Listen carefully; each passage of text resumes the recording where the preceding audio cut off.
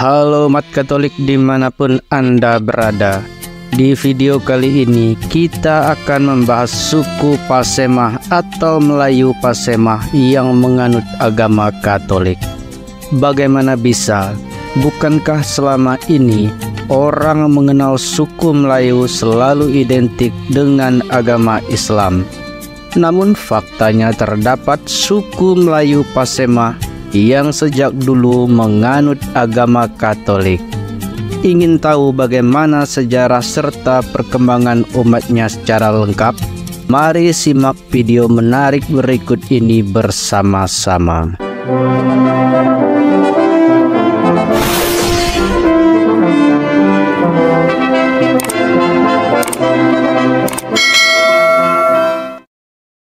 Pasemah atau juga sering disebut dengan Basemah adalah sebuah rumpun suku Melayu yang hidup di Pulau Sumatera dengan sebaran penduduk mulai dari Aceh Timur, Medan, Siak, Pagaruyung, Bengkulu hingga Palembang dan sekitarnya, hampir merata di semua Pulau Sumatera.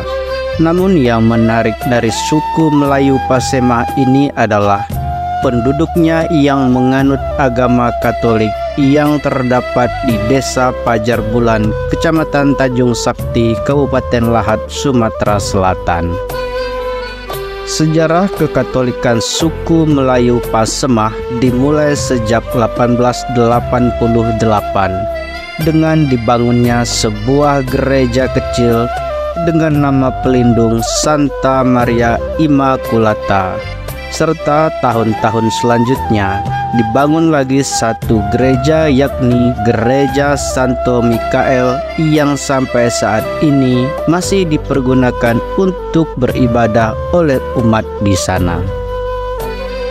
Gereja Katolik Sumatera Selatan pertama kali didirikan pada tahun 1888 saat seorang misionaris Jesuit, Van Mers S.J., datang ke desa kecil di Tanjung Sakti, Pasemah Ulu Mana, yang pada masa itu masuk ke Residenan Bengkulu. Van Mers memulai misinya dengan membuka sekolah bagi anak-anak Pasemah serta melayani pengobatan bagi orang sakit.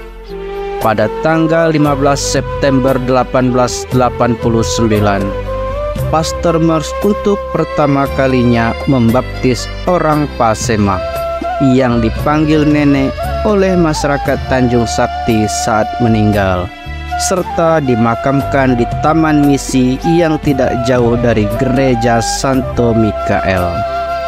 Gereja Santo Mikael di Desa Pajar Bulan, Tanjung Sakti, Kabupaten Lahat menjadi saksi bisu perkembangan agama Katolik di Sumatera Selatan.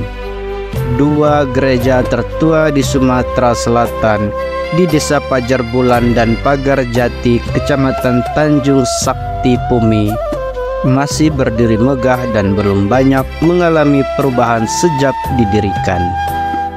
Namun di balik keindahan bangunan ini tersimpan cerita pilu umat pada masa penjajahan Jepang.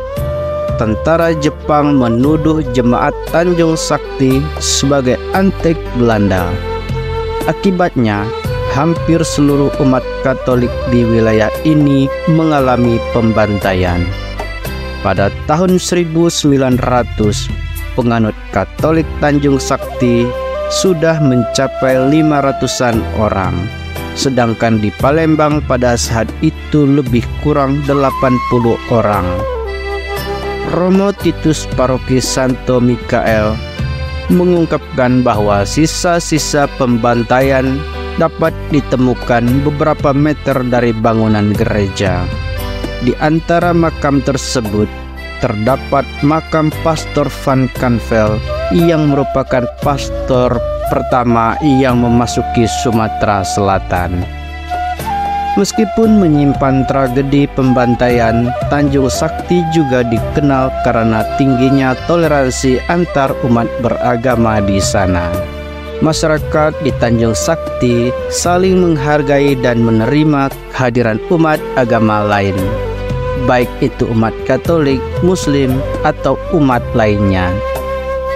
Di wilayah ini, berbagai peninggalan zaman penjajahan seperti piano, buku, dan makam-makam tua suku Melayu Pasemah yang beragama Katolik masih terawat dengan baik.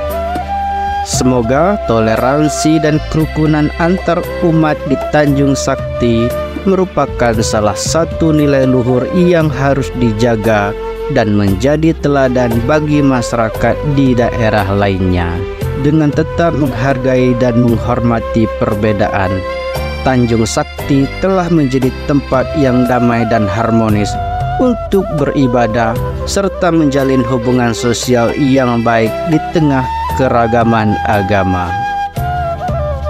Selain menjalankan aktivitas kerohanian, Paroki Santo Mikael juga menjalankan misi pendidikan di daerah tersebut. Dan perlu diketahui, mayoritas murid-murid sekolah adalah non-Katolik, seperti yang disampaikan oleh Romo Titus Purba Saputra. Dan yang ketiga adalah karya pendidikan yang sungguh-sungguh masih dipercaya. TK 70 anak, SD 387, dan SMP 303. Puji Tuhan. Dan perlu diketahui, dari murid ini 99,9% saudara-saudara kita dari Muslim. Kami mendidik anak yang baik, dan dari permulaan inilah Yayasan Saperius didirikan.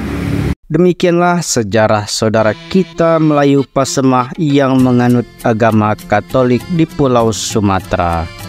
Semoga semangat toleransi dan keragaman terus terjaga di bumi Nusantara. Nantikan kisah menarik lainnya di channel Gereja Katolik. Jangan lupa membagikan video ini kepada banyak orang. Tuhan Yesus memberkati Anda dan keluarga. Amin.